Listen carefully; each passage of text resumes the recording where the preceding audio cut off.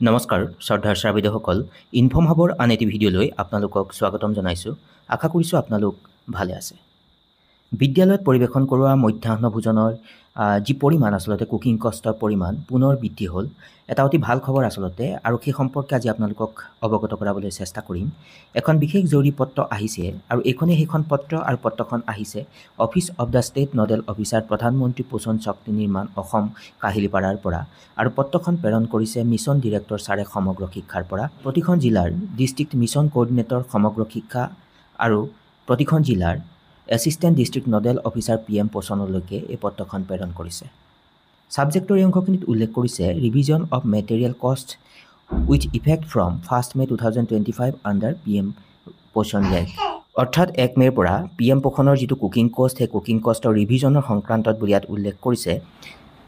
পত্ৰখনত থকা সকলোখিনি কথা উল্লেখ নকৰি এই কথাখিনিলৈ আহিম যে বাল ভাটিকা ক শ্ৰেণী আৰু লোৱাৰ প্ৰাইমেৰী অৰ্থাৎ 1ৰ পৰা 5লৈকে ৰিভাইজ মেটেৰিয়েল কষ্ট পাৰ চাইল্ড প্ৰতিদিনাখনে 6.78 টকা, আৰু আপাৰ প্ৰাইমেৰী অৰ্থাৎ 6ৰ পৰা 8লৈকে 10.17 টকা বিদ্যালয়ে লাভ কৰিব। অৰ্থাৎ আগতে যি পৰিমাণৰ আচলতে মেটেৰিয়েল কষ্ট প্ৰতিদিনাখনে ছাত্ৰ ছাত্ৰীৰ বিপৰীতে আহিছিল, এই পত্ৰখনৰ আলমত এটা কথাই ক'ব পাৰি যে এই যি কুকিং কষ্ট, সেই কুকিং কষ্টৰ পৰিমাণ বৃদ্ধি হৈছে। গতিকে অনাগত দিনত বিদ্যালয়বিলাকে ছাত্ৰ ছাত্ৰীসকলৰ মধ্যাহ্ন ভোজন পৰিৱেশন কৰোৱাৰ ক্ষেত্ৰত সুবিধা হ'ব।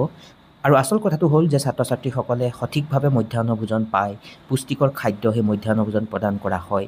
সেইকাৰণে আচলতে এই ব্যৱস্থা গ্ৰহণ কৰিছে, আৰু অনাগত দিনত আৰু অধিক যাতে ভালকৈ বিদ্যালয়ত ছাত্ৰ ছাত্ৰীসকলক এই মধ্যাহ্ন ভোজন পৰিৱেশন কৰোৱাৰ বিদ্যালয় কৰ্তৃপক্ষই ব্যৱস্থা গ্ৰহণ কৰিব পাৰে। সেইকাৰণে আচলতে পুনৰবাৰ এই যি কুকিং কষ্টৰ পৰিমাণ বৃদ্ধি কৰিছে। গতিকে বিষয়টো অতি গুৰুত্বপূৰ্ণ, সেইকাৰণে ক'বলৈ চেষ্টা কৰিলোঁ। আৰু বিষয়টোৰ গুৰুত্ব বুজি যদি সম্ভৱ হয় আপোনালোকে সকলো শিক্ষাগুৰুৰ সুবিধাৰ প্ৰতি লক্ষ্য ৰাখি সম্ভৱ হ'লে আগলৈ শ্বেয়াৰ কৰিব। সকলো ভালে থাকিব। নমস্কাৰ, টেক কেয়াৰ।